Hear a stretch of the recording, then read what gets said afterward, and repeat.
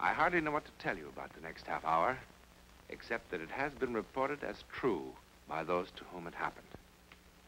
It has been investigated, and no one, as yet, has been able to explain it or disprove it.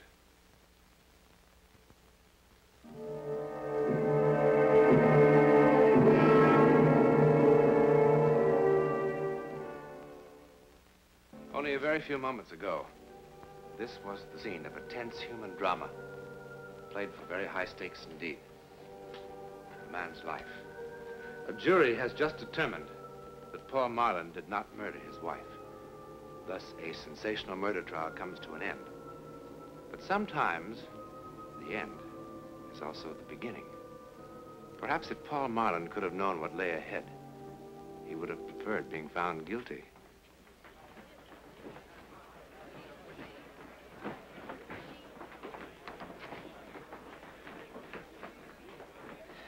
Well, you just going to sit there all day? What? Hasn't it gotten through to you yet? It's all over, Paul. You're a free man. Yes, I know.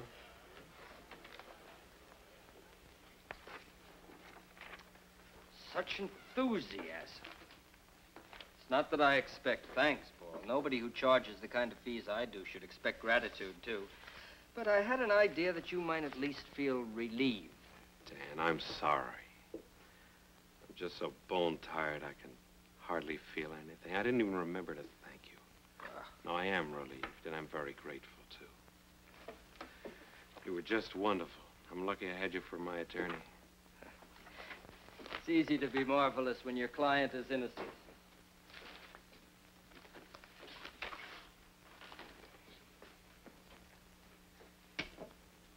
You still thinking about Julie, huh? I am. I don't know if I'll ever really stop. If I only knew who did it or why. What are you going to do with yourself, Paul? Oh, I don't know. Start trying to pick up the pieces, I guess. You could do with a change of scene. Yes, I suppose so. And a rest. You need a rest, Paul. I'll think about it. Never mind thinking about it. You're going to do something about it. Come on.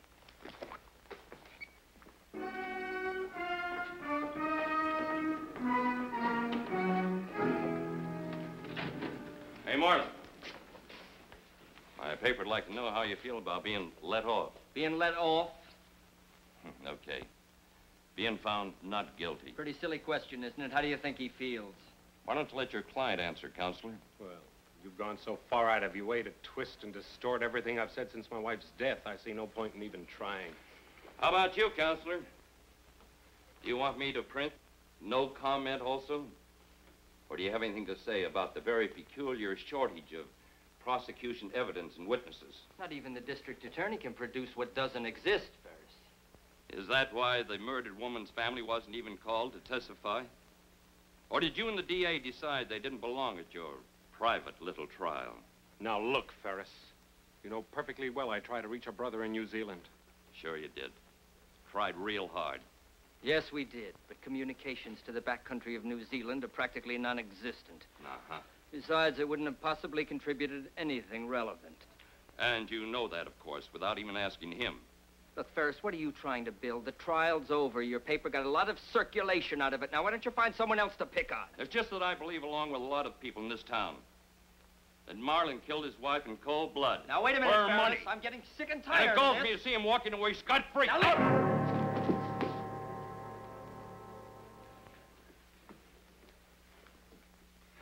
Thanks. I've got my headlines.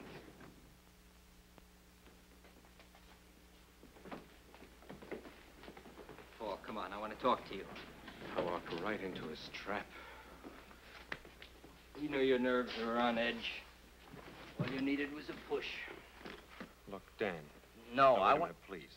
There's something I want to ask you. Now, the things he said about the trial, about the way it was handled. No. Now, you didn't... Paul, it's just as I told you. The DA's office jumped before they had anything much to go on. By the time they realized they had no real evidence against you, what with the papers beating the drums, getting people worked up, they were publicly committed. They had to go through the motions. All right, then why Ferris's personal vendetta with me? Well, he can't possibly believe that I killed Julie, can he? Oh, I doubt if he even cares, one way or the other. But he will go on needling you as long as it means good copy. And so will the rest of the press. Which is just what you want me to avoid. Mm-hmm. That's why all this talk about going away? Yes. You know, what Ferris said about some people in this town is true. People react emotionally, Paul. They react to cliches. Now, Julie was a lot older than you. You know that. She had a lot of money. And, well, people see too many plots in the movies. You know, they're affected by it. Now it'd be wise to give the town a chance to cool off. Yourself, you need a rest. And you can get a new perspective on things, come back with a fresh outlook. Is that my lawyer's advice? No. It's your friend's advice, Paul.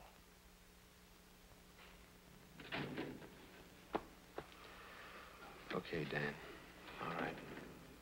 I'll go away for a while. I just hate the idea of looking as though I were running away.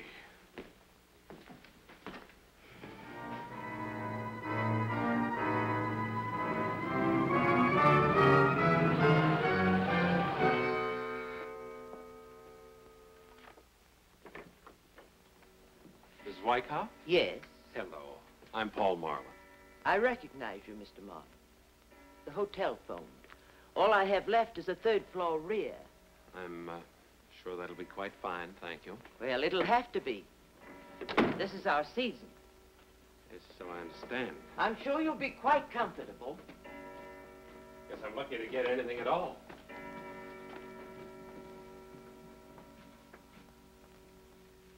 It's right on the button. How long do you expect to stay, Mr. Marlin? Oh, I really had no plans. Would it matter to you? Not a bit.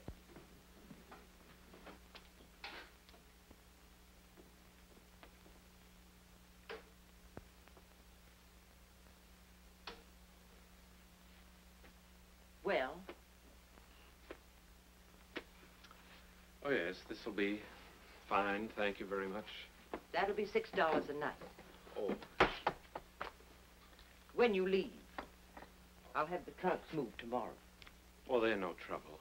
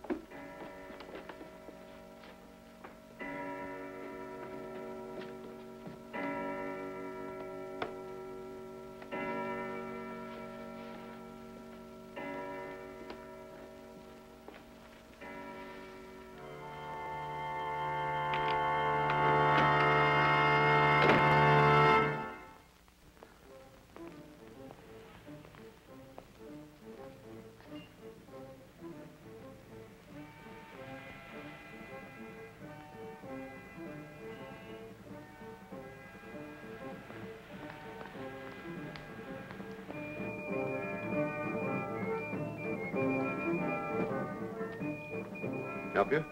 Bourbon. Any particular? No, anything.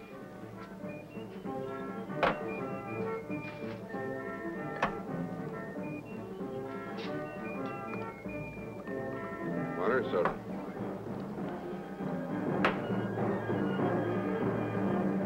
Another, please, a double.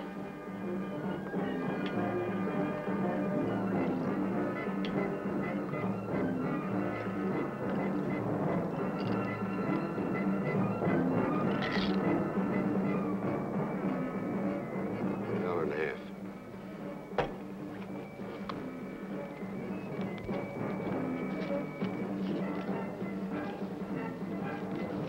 Keep it.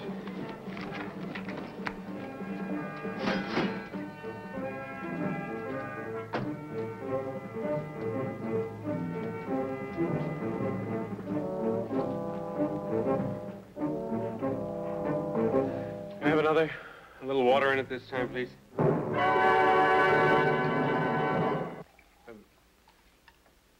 Bartender, tell me something. What do you think? What's your name? Joe. Tell me something. What do you think of people who see things that aren't there and hear things? They've had too much to drink. No, I mean, before they had too much. Before they've had even one drop. Too much imagination, I guess. That's it. Too much imagination. Too much imagination is a dangerous thing, you know? Like the man said. Now, that's a good mirror. That is a mirror that I approve of. Friendly, you know? You look at it, looks back at you. No tricks, just what's there. You know, Joe, I've got a mirror in my room. Very tricky mirror.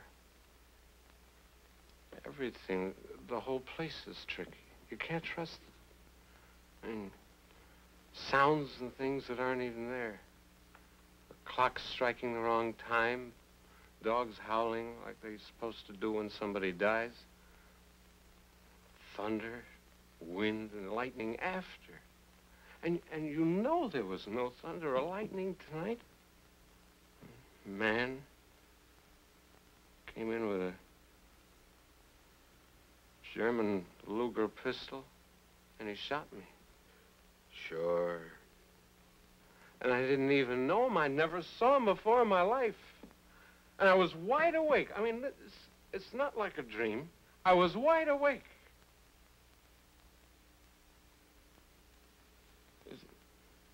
That's some imagination, huh? It's like I'm an inventor. I invented a person. I mean, this man he wasn't made up of all faces I'd known before, like in a dream. He was someone real. Tall, about my height. May I have some change, please? Scotch and water, please. No ice.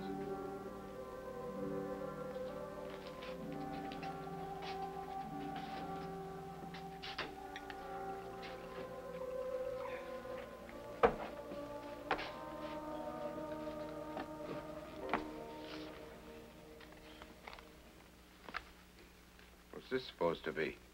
Pardon? 1 pound, Commonwealth of New Zealand. I'm sorry. I've only been in the country a few hours. Takes a while to remember about the currency.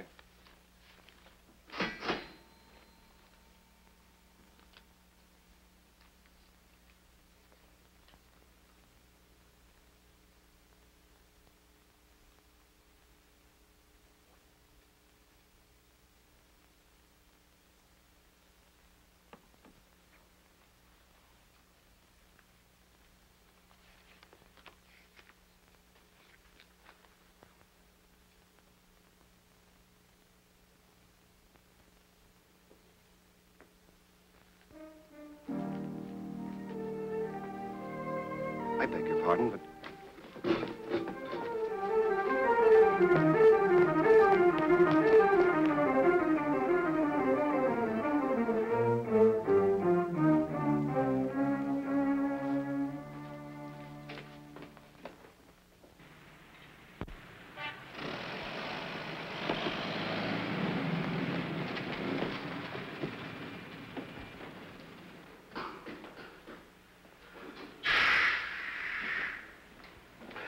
When is the next bus out of here?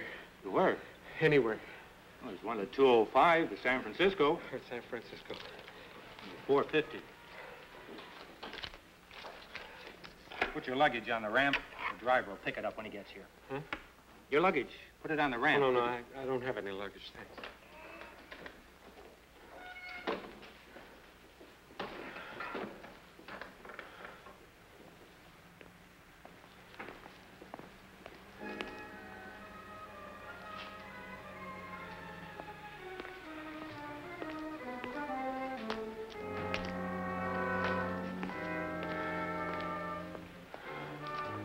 Paul?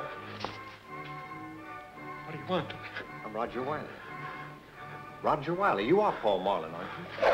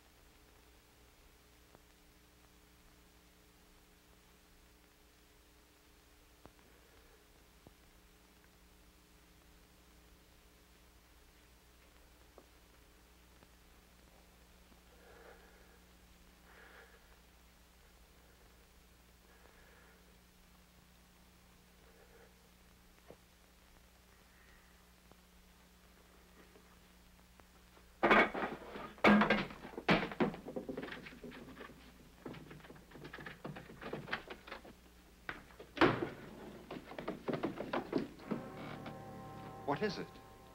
Why'd you keep running? I told you I'm Roger Wiley, Julie's brother.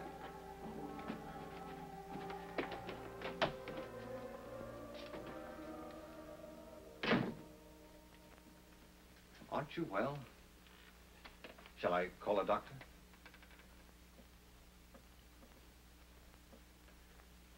Well, the landlady said it'd be all right if I left my bags here while I went looking for you. I explained who I was. How did you find me? Your solicitor told me where you'd gone. I only landed in San Francisco this afternoon. Why did you come here? Julie's estate, for one thing. Then there's the matter of... The gun bother you? I always carry it with me. It's a good thing to have along when you're out on the range for weeks at a time. Are you sure that you're all right? No, I'm fine. I'm fine, really. Sorry, it's just nerves, that's all. Julie's death. That terrible trial. I'm sure the last month has been very unpleasant for you. It'd probably give anyone the shakes. I'll be all right in the morning. Why don't we meet then? Over breakfast, maybe. We can have a talk, huh? That's a good idea. But with the hotel full up, I hardly know where to look for a room at this hour. What I mean is... No, I thought perhaps I could flop in that chair for tonight. Oh. Yes, of course. Why not? Thanks.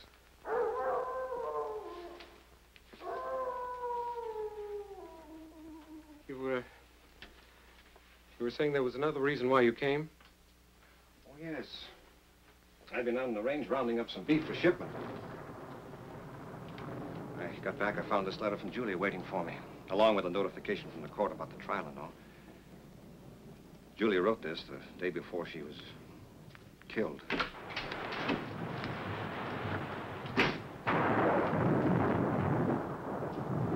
Stay away from me. I know why you came. I had a warning. You had what? I know why you're here, and I know why this gun, too.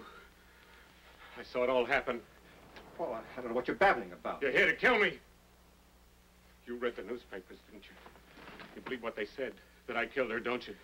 That I planned the whole thing to make it look like somebody had broken in just to cover up. Paul, listen to me. I don't believe anything of the sort. Why should I? Why are you here?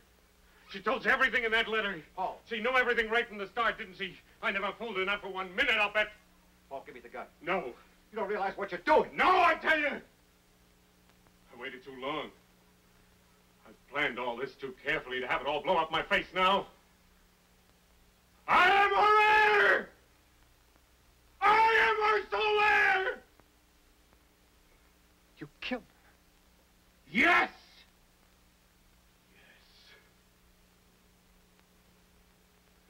You're not gonna take it away from me. Nobody's gonna cheat me of it now.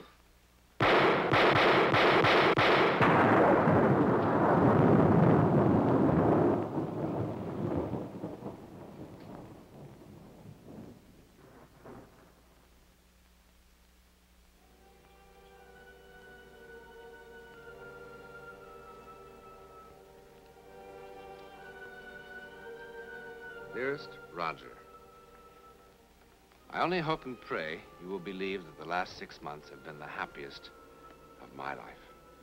I know how foolish you thought I was to marry a man so much younger. I must confess I had my moments of doubt, too. But Paul loves me, really loves me, Roger. He proves it in 100 ways every day. I've never felt so alive, so wanted. Enough of this, dear brother. I want very much to give Paul something in return for all he's given me. I've decided to immediately transfer all my holdings, real estate, stocks, everything, to his name. And I want it to be a surprise. Naturally, there'll be some complications with those things you and I own together. And as it has been so long since we've seen each other, couldn't you find the time to come to San Francisco? It would be wonderful if you could. Besides, it's high time the two men in my life met and became friends. Julie.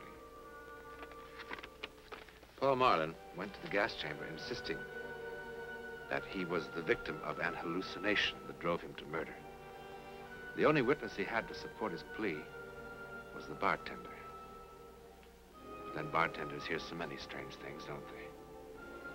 Probably it was Paul's guilty conscience that somehow created the sights and sounds of his own destruction. His conscience was his executioner.